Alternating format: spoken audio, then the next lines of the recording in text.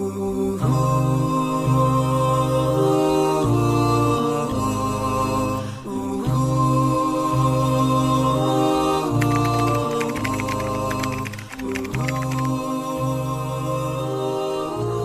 अलैकुम वरहमतुल्लाहि वबरकातुहू। हज़रात, आज हम ये सीखेंगे कि नमाज ईद उल फित्र की नमाज में नियत कैसे करनी होगी और नमाज का तरीक़ा क्या है। तो नमाज का तरीक़ा ये है कि सबसे पहले आप नियत करें, जो नियत मैंने स्क्रीन शॉट के एतबार से यहाँ पर लगा दी है। नियत की मैंने 2 रकात नमाज ईद उल फित्र की 6 ज़ायद तकबीरों के साथ पीछे इस इमाम के वास्ते अल्लाह ताला के मुँह मेरा काबा शरीफ की तरफ अल्लाहु अकबर, इस तरह कह के आपको नियत कर लेनी है।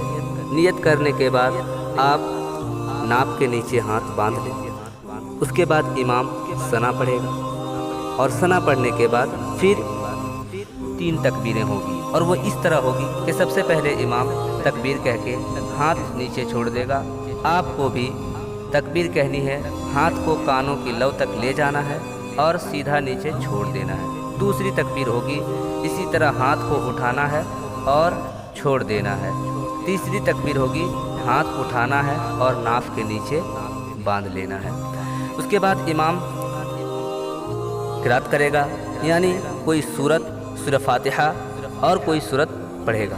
पढ़ने के बाद रुकू फिर सजदा करके इस तरह पहली रकात मुकम्मल हो गई और पहली रकात में 3 तकबीरें भी हो गई।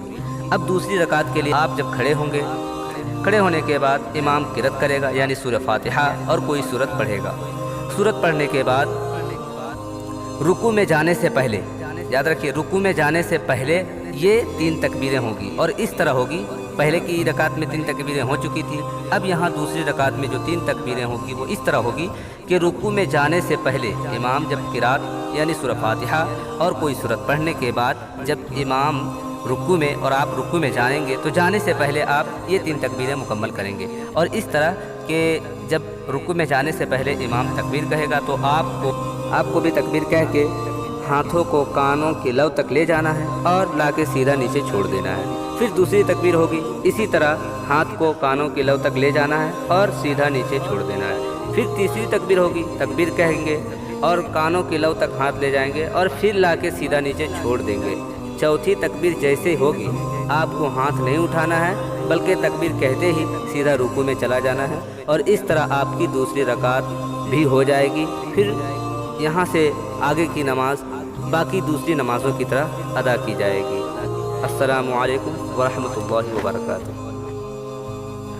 तो दोस्तों, इस तरह आपकी पहली रकात में 3 और दूसरी रकात में 3, यानी 3 और 3 6 तकबीर जो ज़ायद आपने ज़ायद की नियत की थी वो अदा हो जाएगी। दोस्तों, अगर आपने अभी तक मेरे चैनल को सब्सक्राइब नहीं किया तो सबसे पहले सब्सक्राइब करें और बेल आइकन को दबाएं ताकि मेरी हर आने वाली वीडियो की नोटिफिकेशन आपके पास पहुंचे।